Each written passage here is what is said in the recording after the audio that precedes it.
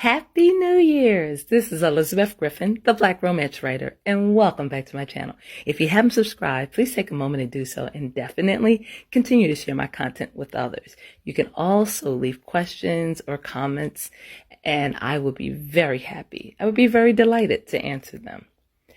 I love film courage, and I've talked about it on numerous occasions and in numerous videos. For those of you who may not know, Film Courage is a YouTube channel that is dedicated exclusively, totally to filmmaking, film production. There are interviews with artists of all types, actors, cinematographers, independent filmmakers, screenwriters, scriptwriters, writing coaches. If you can imagine a career in the film industry, they have talked about it. I want to talk about Film Courage today because whenever I need motivation, whenever I need to be reminded of the beauty of creating literature, of creating art, of creating an imaginary world, I go to Film Courage. And lately, I have been watching a lot of YouTube videos because that's my niche. That's where I feel comfortable. But sometimes there are so many voices that get in your head that you need to take a break. There are so many discussions, heated discussions about so many topics such as the male and female war, the gender war, hypergamy, you name it, passport bros, all of that. And sometimes the conversations are so heated and so explosive that as a listener, you need to take a step back. And the reason I introduce myself to all of these different topics and platforms is because my characters come from all types of backgrounds. So I want to be familiar with the different discussions, the different personalities that these YouTubers have or individuals have, so that I can create a realistic world in my fiction writing.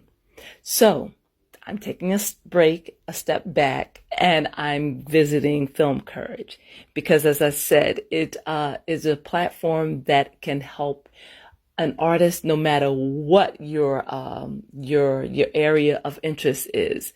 You can find something to connect with on Film Courage. I also would like to endorse, for those of you who are trying to create characters that are original and believable and exciting, to look at different documentaries or different programs, real life programs, reality programs. For me, lately, I've been watching a series on ONE called Fatal Attraction.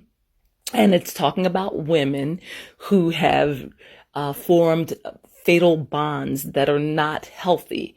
And in watching these programs and in watching these reenactments of real life events, I'm getting background descriptions about the people in these videos.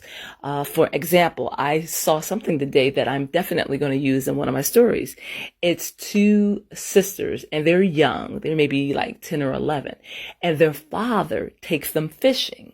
And I thought that was interesting. I thought that would be like a nice little segue into showing the relationship between a father and his daughters, a loving relationship, a nurturing relationship. And it's not something that I would automatically think of on my own, a father taking his daughters fishing, but I like that. So when you watch these programs, you can see things that will spark your interest. Another thing I'd like to mention is right now it is 2:30 in the morning and I am up cleaning my kitchen and I'm washing dishes and I'm watching documentaries, and my mind is it's free from writing because I haven't written an episode today. But while looking at these different programs and while I let my mind wander, I come up with ideas for my own stories. And some of this is organic. So while I'm doing work, my mind is formulating the next scene, the next episode of my story. And I find that is a way to ensure that I can always produce and I can always create. Because sometimes You may, as an author or a writer, you may feel overwhelmed with the responsibility of constantly producing work, constantly producing good work. And you could feel intimidated or stifled or afraid to venture out because there's so much pressure on you getting it right.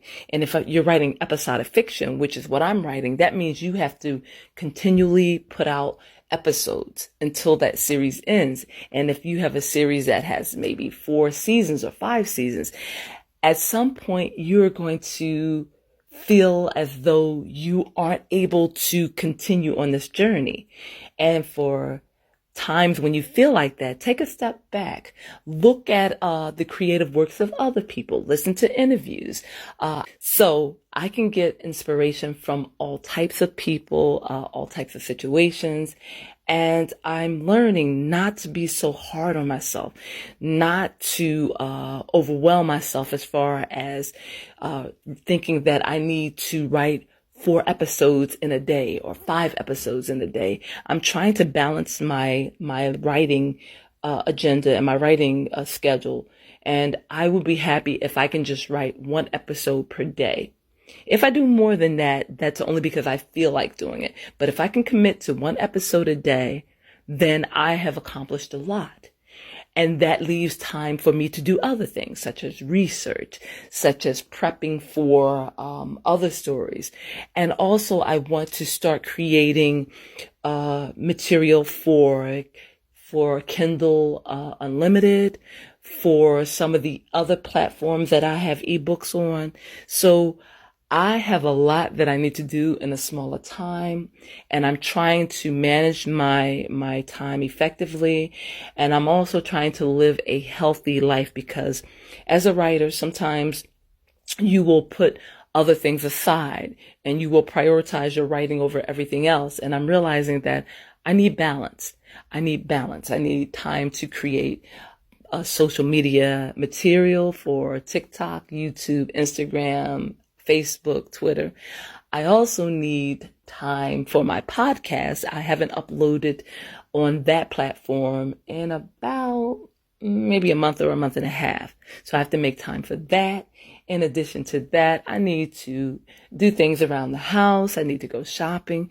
So as an independent author, where all the responsibilities are on you and your shoulders, it is important to balance your schedule, balance your day, and to make sure you leave time to enjoy life and to be restful and to not tax your body and overwork your mind. So I hope that this video has been helpful. I hope that it encourages you, and please definitely leave comments below. Let me know what you think, and definitely check out Film Courage, because as I said, I find that platform to be so useful. There is so much material there that can help me where I'm at now in my career and also in the future. So until next time, love, peace, and joy and happiness. Bye-bye.